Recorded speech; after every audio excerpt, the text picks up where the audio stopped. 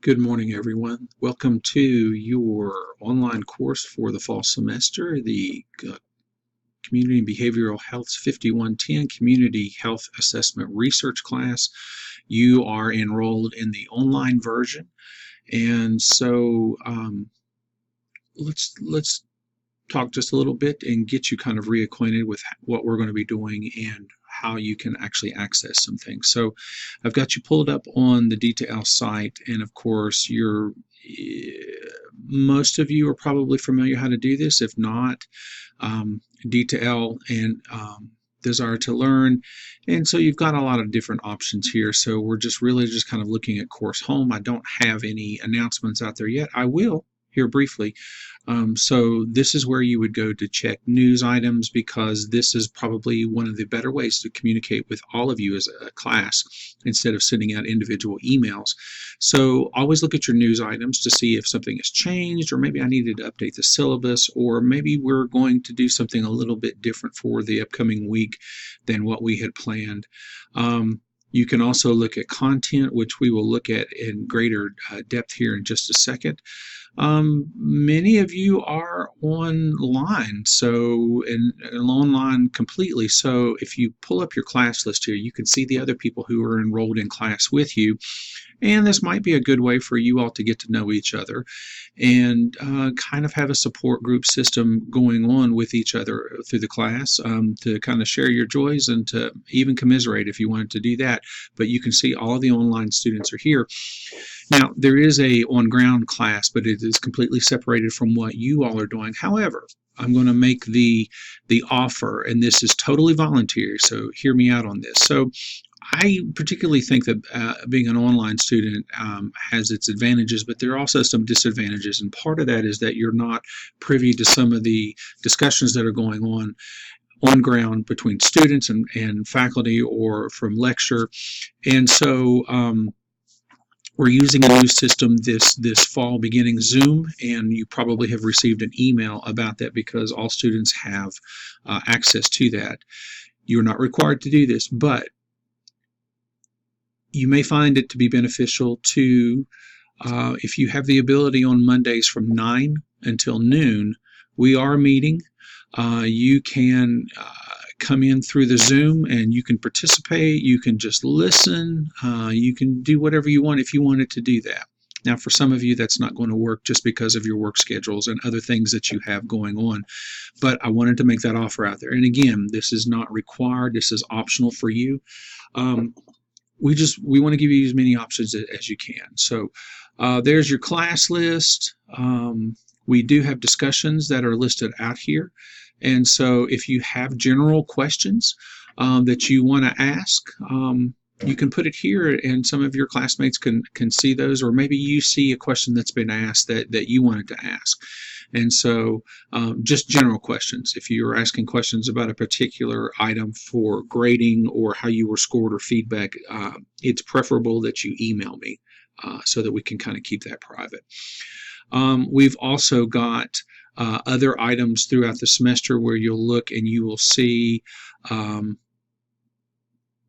we want you to participate on these online discussions, and they're also a part of that as well. Let's see, where do I want to go? So let's go back here to Course Home, and then we'll go to Content. And of course, you have at your disposal, you do have a copy of the syllabus that's out here. If I need to make changes, I'll make changes, upload it, and let you know that we are going to do that. And so, this particular class, you've probably been advised by Jenny Hunt. And so for you in Community and Behavioral Health, this is your first of 3 classes called the Trilogy. And in this particular class, this is what's going to get you started working with your community partner. And so we're going to be doing quite a few different things, from assessing demographic health-related data to addressing health problems. And of course, we want to do that in an efficient and effective way. So there's a lot that we're going to be doing. So take a look at this. Your textbook is listed here. Yeah, there are some recommended. This is required. And it's also the 7th edition. So this is the book that we're going to be working out of. This is where the lecture slides are coming from. This is where some of your assignments are coming from. So keep that in mind.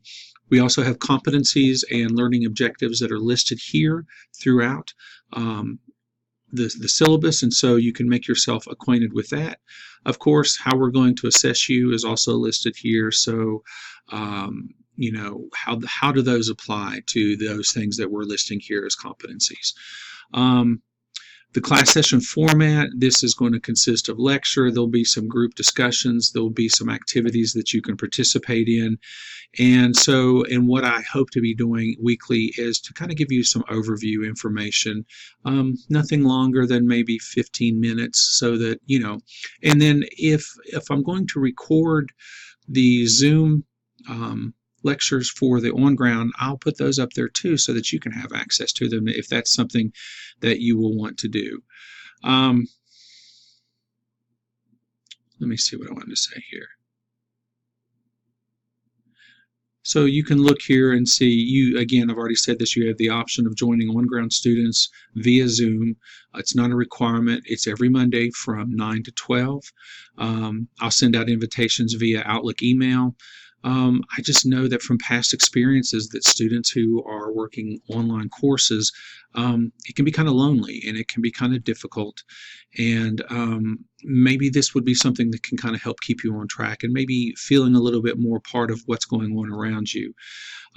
Still, you might find some value in reaching out this way and increased in retention and understanding. It's just something for you to consider. And so, you know, there's some other information here. You can also see your major assignments, your learning activities, and we've got them broken down for you, and we can go into further discussion regarding that. So you've got some discussion questions that you'll answer throughout this semester. You have 4 needs assessment assignments, and these are going to build upon each other. So your 1 and 2 will be due at the same time, because we just generally think it's a little bit easier for you to do those 2 together since they fit so well. And then 3 and 4. And then you have some learning activities, which are also listed out there too, that is going to build upon course content, and I do have that updated so far.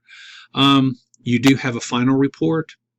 Here's the beauty of that. It looks like a lot, and it is. However, your needs assessments, assignments 1 through 4, are leading you to that. So as you're working on those, as you're getting feedback, as you're being asked to write revisions or to make things more clear or to trim down, this is going to help you here. So this is a professional report.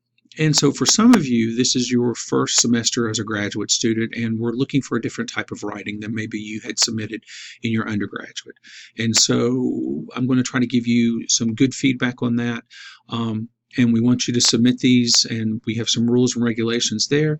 So you're going to give us your report that you'll give us at the end of the semester. Before you give us that final report, you will have a 20-minute oral presentation that we are going to ask for you to record, and then you can also see the grading assignments. So you've got a total of 400 points that you can earn for the semester, and here's our grading scale.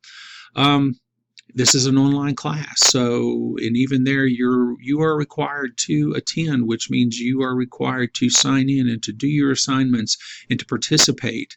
And so, and I have ways of checking that, so please do that.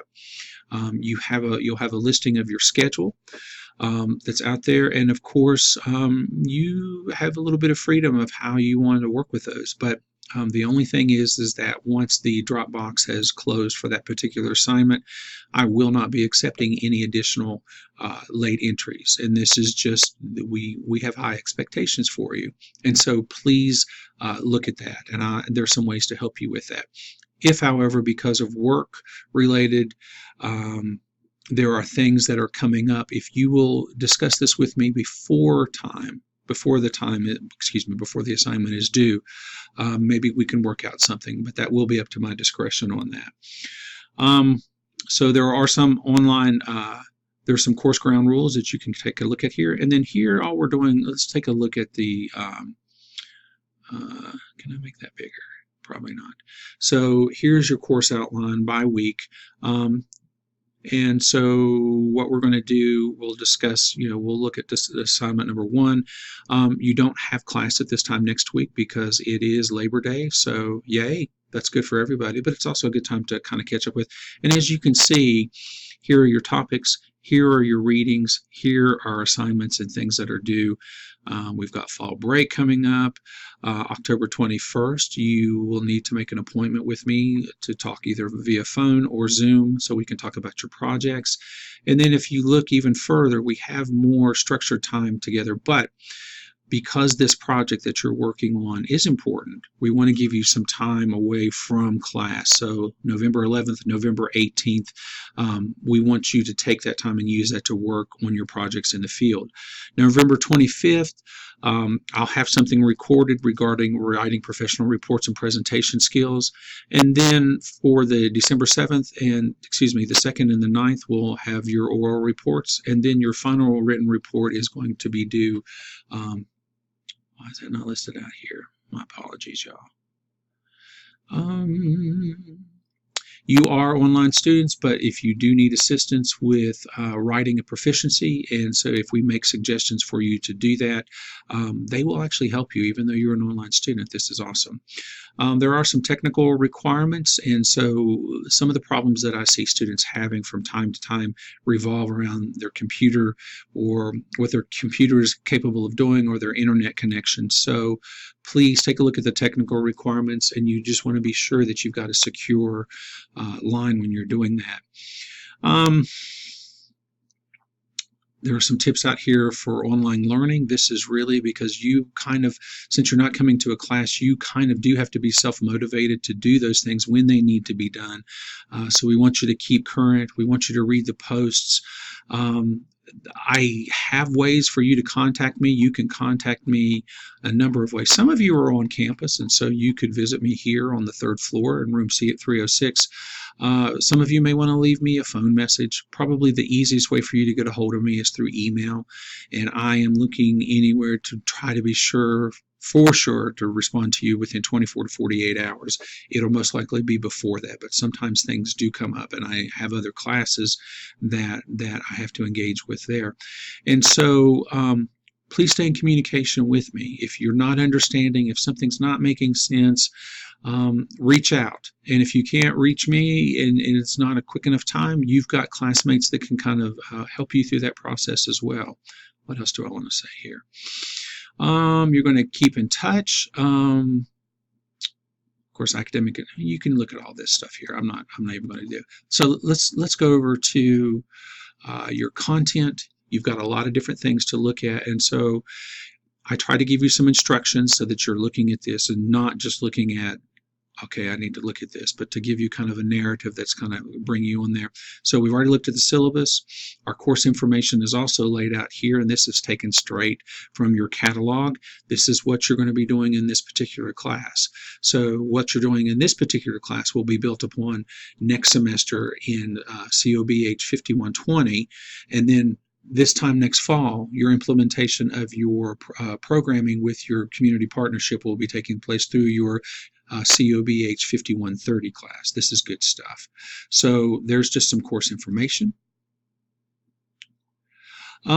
You have your syllabus and you can see where the assignments, but I thought it might also be easier if you just had an overview. So I did list out here on this particular page where here's the due date, here's the assignment, and so that can kind of help keep you on track as well too. I do believe it's also in the course calendar, but for many of you, I like to keep, I block off time. I have 2 or 3 online calendars that I use, and I have a planner that I use. So whatever works for you, we want that to be a good thing.